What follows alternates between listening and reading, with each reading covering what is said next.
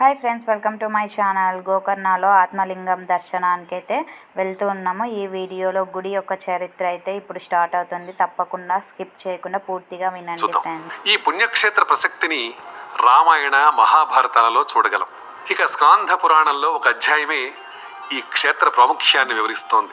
పూర్వం రావణాసురుడు శివుని గురించి ఘోరమైన తపస్సు చేస్తే అతని తపస్సును మెచ్చి ప్రత్యక్షమైన శివుడు వరాన్ని కోరుకోమన్నాడు.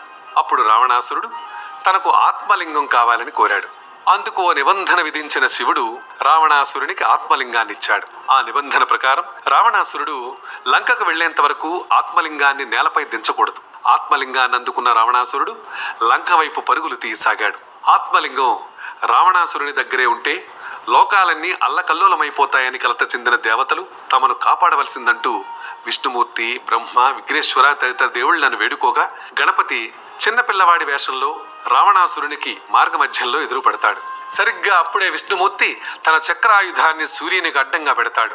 సాయంత్రం అవుతుందనుకున్న రావణాసురుడు సంధ్యావందనాన్ని నిర్వర్తించాలనుకుంటాడు. అయితే అతని 2 చేతుల్లో శివుని ఆత్మలింగం ఉంది. అప్పుడు అటుగా బాల రూపంలో వచ్చిన వినాయకుని చూసిన రావణాసురుడు కాసేపు ఆత్మలింగాన్ని పట్టుకోమని తాను సంధ్యావందనం చేసి వస్తానని అభ్యర్థిస్తాడు.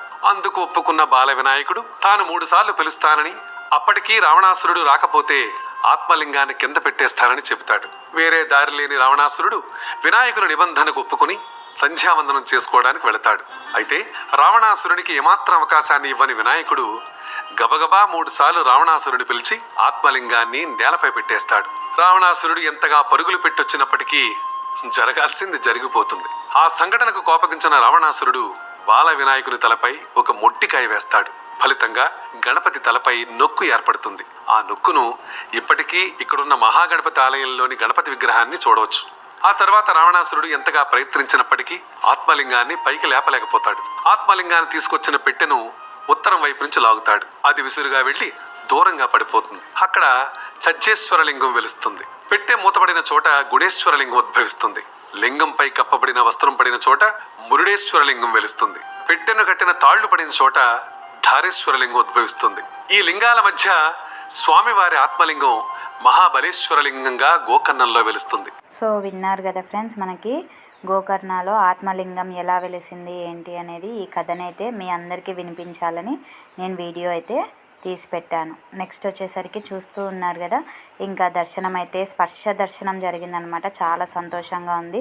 అలాగే ఇక్కడ మనకి వినాయకుడు అయితే ఎక్కడ అంటే ప్రతి ఒక్క గుడిలో కూర్చొని ఉంటాడు కదా, కానీ మనకి గోకర్ణ క్షేత్రంలో అయితే నిల్చొని ఉంటాడనమాట వినాయకుడు. నేను ఫోటో కూడా నెక్స్ట్ వీడియోస్లో యాడ్ చేస్తాను. ఇక్కడైతే మేము దర్శనం కంప్లీట్ అయిన తర్వాత ఒక చోట ఆగి చపాతి అలాగే బీరకాయ కర్రీ అయితే వండుకొని తిన్నామన్నమాట.